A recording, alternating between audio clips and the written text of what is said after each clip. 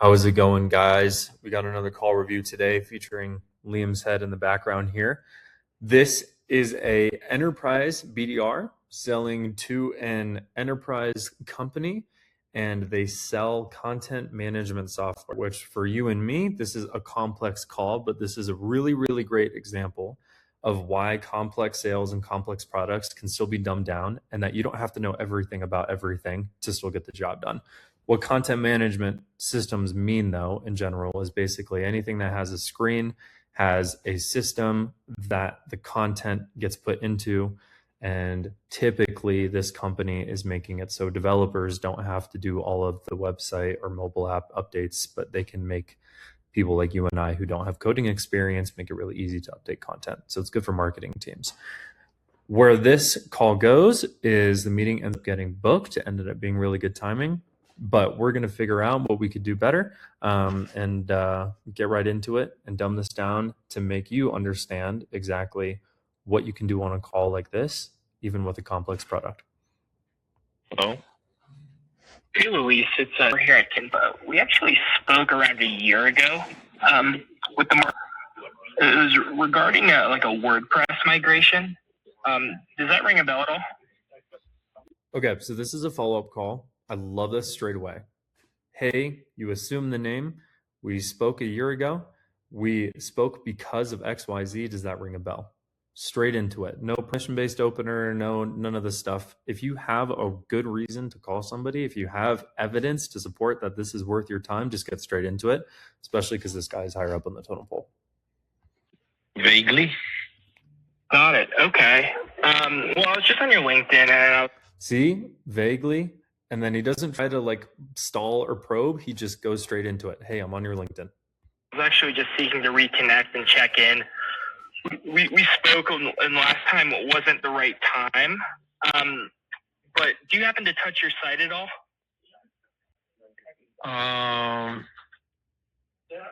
Which site? Okay. So he says, last time we spoke, it wasn't the right time. I would have added the reason to that. Obviously, if he had it, I don't know if this rep had it, but that's critical.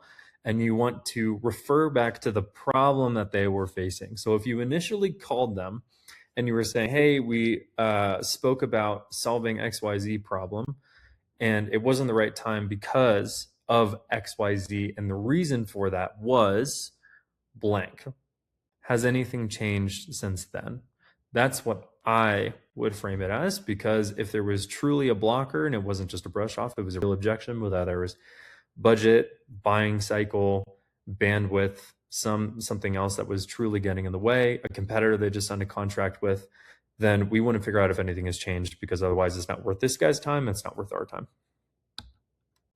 I guess it would be the Mark Anthony. Now the other thing he says is, do you touch your site at all? Now, for this guy, he is an engineer, so he's trying to figure out, does he work on the website? Because that is a qualifying question for this specific company. We need to understand if someone actually is part of the digital engineering for this specific company to understand, is this person the right person I'm talking to? So if he wants that to be the outcome that he wants, to make sure that this person is actually still in charge of the product, to make sure that he has buying authority, then we want to tee up context. Hey, last time we spoke, it just wasn't the right time because of XYZ problem.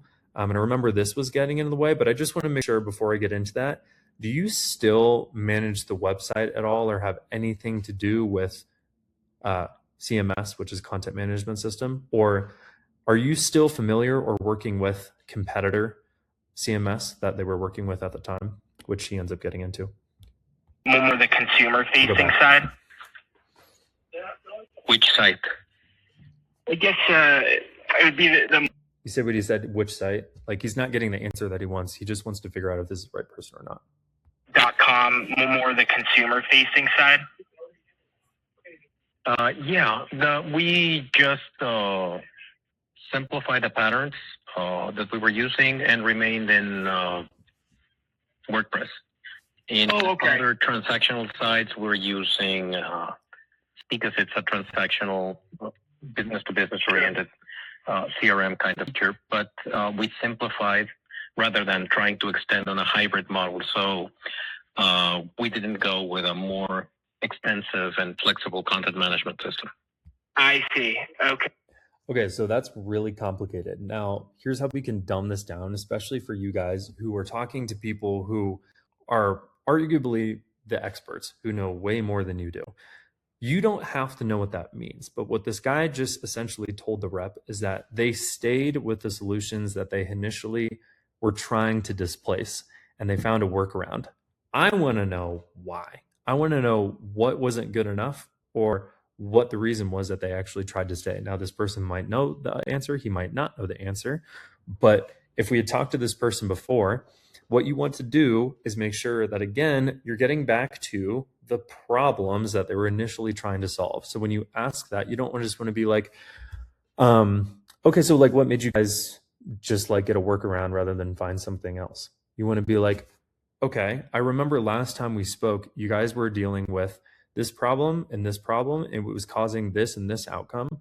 What made you guys decide to take the harder route, arguably, which is dumbing things down and prolonging the inevitable rather than solving it earlier and going with something more robust?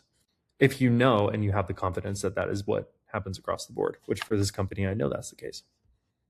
Okay, so in terms of the transactional site, you mentioned that you're using, so that's typically your CRM.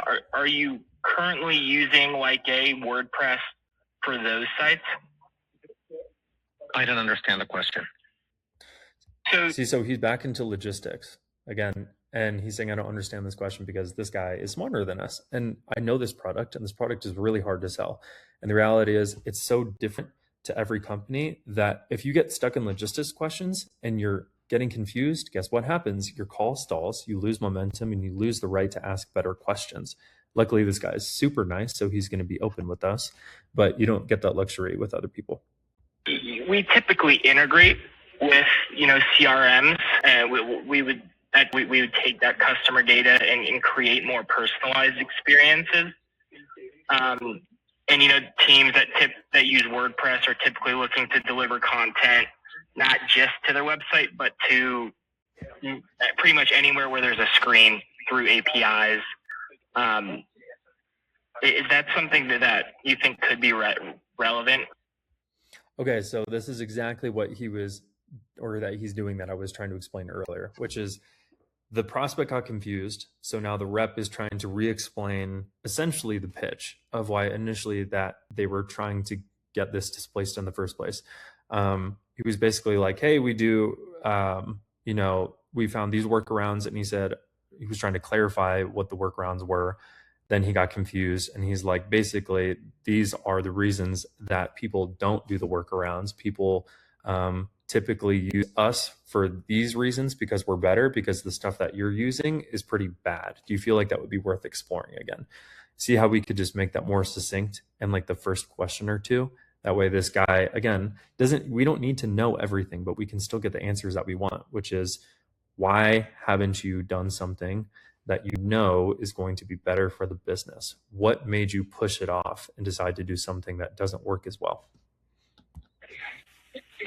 I don't know, but I would like to see, and let me explain. It is good that you called, because I was having a conversation regarding this.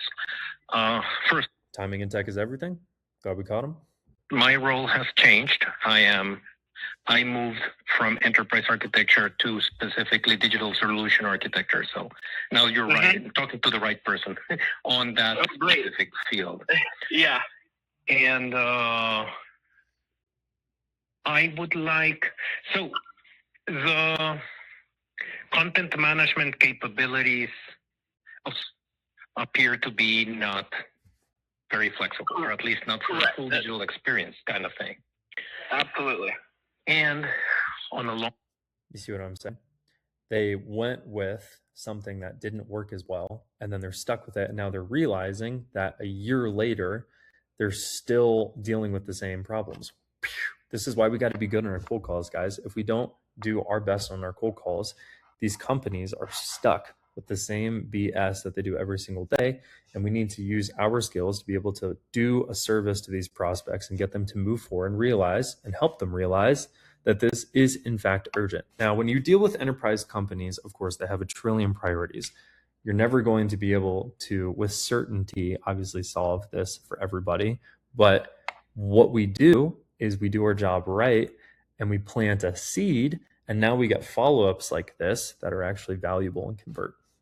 Long-term basis, I would like to come up with a solution where I could turn over content creation to end users with a simple interface for them to not only provide security, but also personalization in a way that then it could be called from this interface, something that today does very poorly because of the way that it's built. So the transactional pieces could be, because they're going to be, and because that's CRM nature of it. Okay, right here, I will cut him off. So even me, have been in the shoes of this rep before, where again, this stuff is over my head. These people know way more technical knowledge than I do. This doesn't matter to me. I don't truly know what this means, but what I want to do is make sure that I'm leading the call, because where I know this is going, not only because I already listened to this call, but because this is what happens, is that they're going to ask you to send an email. They're going to be like, this is what I want. I would like to explore this. Can you send me all the information on this? I don't want to have to go through the send me information objection talk track if I don't have to. I'm going to cut them off right here. And this is a skill that you have to learn as a rep, is learn when to cut your prospects off and be like, pause. I'm going to pause you right there. Would you be surprised if I told you that's exactly why I called? And then he would be like, no, of course not. Or he would be like, haha, what do you mean? And you would be like, that's exactly why I called you last year, is because the problems that you're facing right now is the same thing that enterprise companies or people in your position or whatever it is push off years and years and years to come. And they get stuck in the same position where you are now, where they've done workarounds, they've given developers projects and hours of work to do that they didn't need to when they could have solved this earlier. My question to you is, would you be open to, or would you be opposed to taking a meeting where I show you exactly how we solve this on Friday afternoon at 3 p.m. for half an hour, so we can get this going again, so I'm not having to call you next year and you're still dealing with the same problem? Does that sound fair? And then he'll either push for that send you information objection or something else. But this is how you get ahead of this objection. This is how you control the conversation, because especially guys like this who are super type A and really analytical, they want to see everything first before they move forward. So I know that's where this guy is going, but I would do that on any other call. But there may be messaging that we want to have. And the other thing I will mention is, in order to cut someone off like this, especially over the phone, we want to give them like verbal cues once in a while to let them know that we're listening. So when we interject, it's not just out of the blue. So if you could prepare anything that you have done, maybe examples in that respect, front end, back end, speed of page loads, any experience that you have. I don't know if you want us to have a session specifically for more detailed things that I would like to see. Maybe we would have a follow-up conversation. So the audio gets super, super choppy here, but he ends up booking the meeting and he just goes, this guy said, yeah, maybe you can send me this and we can have a follow-up conversation. And the rep just shoots straight for the meeting. He goes, yeah, would Friday at 4 work? And then they end up basically booking the meeting from there, which is excellent. And that's exactly what I would do. So when you're thinking about the philosophy of a cold call, it doesn't need to be a whole discovery thing. The reality is, the more problems and the more that you unpack, sometimes if you have a prospect that's really open with you like this, you're going to be able to get a ton of problems, get a ton of insight, give the account executive or yourself or whoever closes the deal a ton of leverage. That's excellent. The other risk that you have, though, is that you get too into the details, where this guy feels too open with you, and now he's asking questions that actually end up disqualifying you from the entire discovery process. That's what we want to avoid. So when you think about the framework, your opener, qualifying, engagement, problem pitch, and your call to action with the mutual agreement, You only want to move forward when you have what you need. So if you have what you need, which is a problem that has some sort of urgency and some sort of leverage here, like clearly this rep has, he's going to go straight for the meeting or he's going to go straight for the pitch. Clearly this guy knows what he does, but we haven't made the pitch yet. So that's the one thing that's missing, is instead of just saying, cool, let's do a follow-up conversation, let's throw this guy a bone, pause, let him know that that's exactly what we do, because we're just assuming that this guy knows what the product is. In reality, he might not. So I want to reassure this prospect that I'm going to show him specific things on this call where he's going to get specific value out of it related to the problems that he told me exactly. And this is where product knowledge does come in, where you can give details on exactly what you do to solve this differently than what they're already experiencing. So overall, I actually think this call is like a 6.5 to 7 out of 10, because I love how the rep continues to carry momentum. They get straight to the point in the beginning. They reference really valuable facts for this prospect. They catch him with good timing, which is great. And he just goes straight for the meeting when he has what he wants. The things I would do differently here is I would ask more questions that give more context in the beginning around like the reason they were trying to solve problems in the first place, this prospect here, and like what actually stopped them and if anything had changed around that, because it could still be a blocker. We want to get over that or reframe that belief, especially if it's like a smaller business. It's easier to do that. We also want to make sure that we get the pitch in, because I know a lot of people say you don't have to pitch if you have what you want, but the reality is we want to increase our no-show rates or decrease our no-show rates as much as possible. So if we can tell them, hey, this is exactly what we do, what you're telling me is exactly what we solve, we can't just assume that they know that. We want to tell them that so that they're excited to show up for the call. And what I would do for that meeting, which is something that nobody does, is for the calendar invite on the meeting. Let's say that this follow-up meeting was booked like a week out, which would be dangerous, but for enterprise, that happens.